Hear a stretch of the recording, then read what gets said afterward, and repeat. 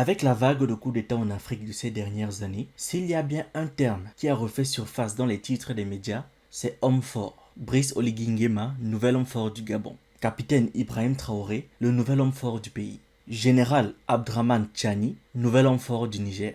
Personnellement, c'est un terme qui m'a toujours dérangé. Parce que même s'il peut paraître flatteur, surtout pour celui qu'il désigne, il révèle surtout que nos populations ont encore en elles le culte du Messie hérité des religions dites révélées. Pour expliquer de la meilleure façon possible pourquoi ce simple terme cache en fait un énorme problème de fond de nos États, nous allons nous servir de cet article de Papa Demba Thiam, économiste et entrepreneur africain. Dans cette vidéo, nous allons donc lire cet article et l'analyser afin de donner des exemples pour l'étayer ou alors des commentaires là où on peut en faire. En Afrique, la notion d'homme fort est une illusion. Inventée pour servir des intérêts spécieux, la notion d'homme fort fait partie de ce qui nourrit l'instabilité politique et sociale du continent. Parce que sur le continent, un soi-disant homme fort n'est en réalité pas soutenu par et soumis à des institutions fortes, comme dans le cas de régimes qu'on a tendance à identifier à des leaders. En Afrique, l'homme fort dévoie des institutions républicaines démocratiques pour les soumettre à sa volonté.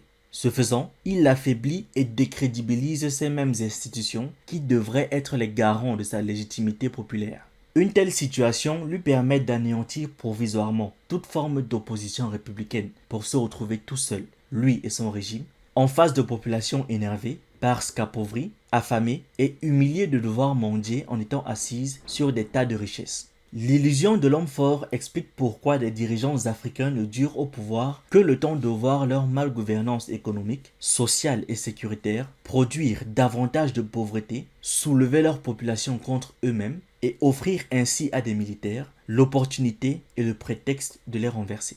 Alors, je pense que rien qu'avec ce paragraphe, vous avez une très nette représentation de plusieurs pays en Afrique où les dirigeants ont les pleins pouvoirs, autant sur les armées que sur ceux qui font les lois et aussi sur ceux qui sont censés appliquer la loi. On se retrouve donc avec des arrestations arbitraires, surtout des opposants au pouvoir, des procès que même un enfant de 5 ans trouverait anormaux, une caste de gens qui s'approprient toutes les richesses du pays avec des tactiques inimaginables et la population qui croupit sous la misère. Tout ça parce que les institutions leur sont soumises. Ces hommes forts étant en réalité des géants aux pieds d'argile, c'est cela qui explique la prévalence des changements de régime anticonstitutionnels par la dialectique du contrôle alternatif des moyens de la violence. Chacun son tour chez le coiffeur. Ici, il nous explique tout simplement que ces soi-disant hommes forts ne sont en réalité pas si forts que ça, puisqu'il suffit qu'une autre personne le veuille et en ait les moyens pour devenir le nouvel homme fort. On l'a vu par exemple avec Rochemar Kaboré, renversé en janvier 2022 par Paul-Henri Damiba, lui-même renversé plus tard par Ibrahim Traoré. D'ailleurs, le Burkina Faso en lui-même est un exemple tellement illustratif de cette situation.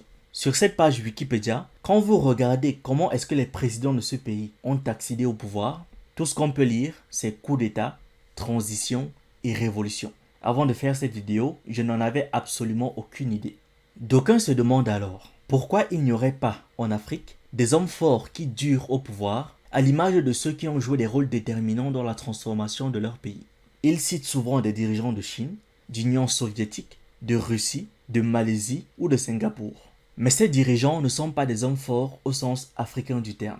Ce sont plutôt des hommes que des institutions fortes ont choisis et rendus forts pour être leurs gardiens et les garants de leur bon fonctionnement, en vertu du respect des orientations paradigmatiques de leur nation. Peut-on vraiment croire qu'un seul Deng Xiaoping pouvait être assez fort pour imposer ses vues et sa volonté à plus de 1,4 milliard de Chinois? Il est vrai que tous ces leaders ont en commun leur engagement patriotique et nationaliste pour servir la construction économique et sociale de leur pays, à commencer par l'édification des bases d'un État fort qui est bâti sur des institutions inviolables et qui incarne d'autant les aspirations de leur nation. Alors là, on tombe sur le nœud du problème. L'Afrique a besoin d'institutions fortes et non pas d'hommes forts ou de messies. Thomas Sankara par exemple, aussi patriote et panafricaniste soit-il, il n'a pas eu le temps de renforcer les institutions de son pays parce qu'il était concentré à d'autres réformes. Et on sait tous ici comment il a fini. Mais s'il avait pu justement créer et organiser ces institutions-là, même si le coup d'État avait eu lieu et qu'on l'avait assassiné, Je ne pense pas que celui qui l'a fait aurait pu s'asseoir paisiblement et se dire le nouveau chef du pays, à moins d'utiliser bien sûr des moyens terriblement violents. Le continent a besoin d'institutions fortes, ayant un tracé clair et profitable pour le pays, qu'un homme choisi pourra alors incarner et représenter à la fois sur le pays, mais aussi à l'international. Et non pas d'hommes forts, aussi patriotiques et intègres soient-ils, mais malheureusement remplaçables sur le tas, comme chacun d'entre nous. Justement, tout part de la construction d'une nation. Parce qu'une nation se bâtit sur une communauté de destin d'individus qui constituent des peuples par l'histoire, la géographie et la culture. La qualité de nation transforme les individus d'un peuple en concitoyens et leur donne une vision commune de leurs aspirations en termes de développement économique et social. Ces aspirations assumées leur permettent de se projeter dans l'avenir et de bâtir des institutions cohérentes, pertinentes et congruentes qu'ils s'approprient individuellement et collectivement et protègent. Un autre énorme chantier pour le continent, c'est l'éducation des populations aux valeurs patriotiques. Aussi fortes que pourront être nos institutions, et c'est ce qu'on leur souhaite, si les populations ne sont pas éduquées à l'amour et à la défense coûte que coûte de leur patrie, ce qui va se passer, c'est que des jeunes pas éduqués sur les valeurs de leur pays vont remplacer les vieux et pourrir ces institutions-là. Au finish, le devenir d'une nation n'est que le fait de sa population. Après les indépendances politiques, toujours en phase avec leur politique de ne point permettre la constitution de nations africaines soudées, dont les objectifs de développement seraient poursuivis par des États forts, soutenus par des institutions fortes, des ex-puissances coloniales ont promu des sortes de démocratie tropicale avec des institutions dévoyées qui permettent l'émergence d'hommes forts qui ont le pouvoir d'éliminer la séparation républicaine des pouvoirs dans les faits pour instaurer des monarchies pseudo-républicaines au service de leurs intérêts. Parce que ces ex-puissances coloniales ont conscience qu'elles peuvent contrôler des hommes, mais pas des institutions républicaines qui doivent leur existence à la poursuite régulière d'objectifs de développement nationaux bien compris. Si on a des institutions fortes et des populations éduquées et engagées, même avec 500 coups d'État, on ne peut pas faire tomber un pays.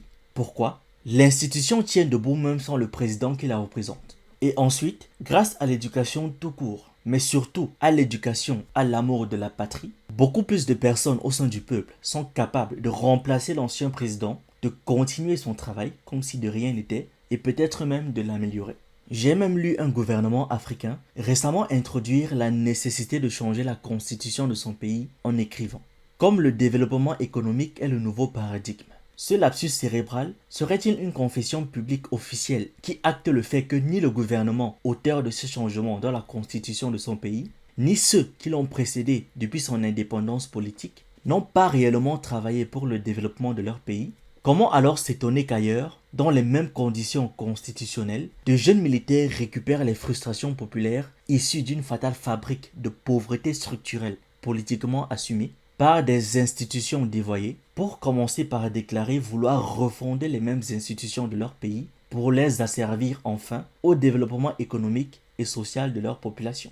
Ça, c'est une très bonne question. Si dans la Constitution, absolument rien n'indique que le président doit travailler au bien-être des populations et au développement du pays, pourquoi est-ce qu'il le ferait?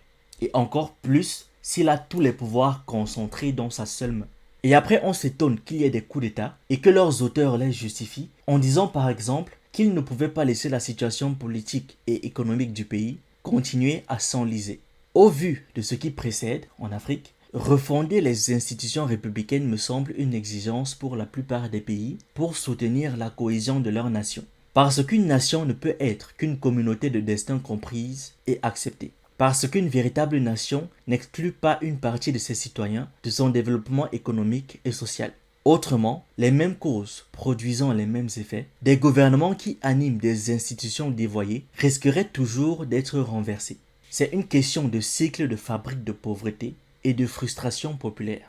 Il est donc dans l'intérêt des dirigeants africains, encore dans un ordre constitutionnel, d'acter les changements de mentalité et de donnes sociales et d'organiser eux-mêmes la construction d'institutions républicaines véritablement démocratiques au service de modèles de développement économique, social, qu'il faut d'abord concevoir en le bâtissant sur les forces potentielles de leurs économies.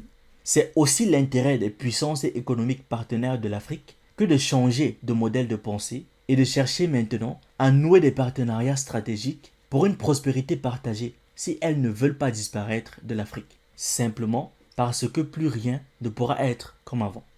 Après cette conclusion, je n'ai pas grand-chose à ajouter. Si je devais m'adresser aux auteurs des coups d'État récents en Afrique, je leur dirais ceci. Nous avons en ce moment l'occasion de penser réellement nos États et d'en faire de véritables nations. Et c'est une occasion qui ne se présentera à nouveau, peut-être que dans bien trop d'années encore. Vous avez dans vos pays, locaux comme membres de la diaspora, et même un peu partout en Afrique et dans la diaspora africaine, des gens qui peuvent apporter des réflexions et des propositions concrètes pour la véritable naissance de nos États. Cette occasion, nous devons la saisir pour enfin mettre un terme au règne des hommes forts que vous incarnez encore malheureusement, pour tomber dans celui des institutions fortes, patriotiques, qui nous survivront pour les prochains millénaires. Et vous pouvez être sûr que si vous ouvrez la voie, beaucoup vous suivront. Pour les nouveaux sur cette chaîne, on parle de culture africaine, d'actualité, de sciences humaines et on s'édifie sur un ensemble de choses qui nous permettent d'anticiper et d'être prêts à toute éventualité. Je vous encourage donc à vous abonner, à liker cette vidéo et à la partager en statut WhatsApp, sur Facebook, sur Instagram ou même ailleurs. C'est totalement gratuit et ça fait toujours plaisir.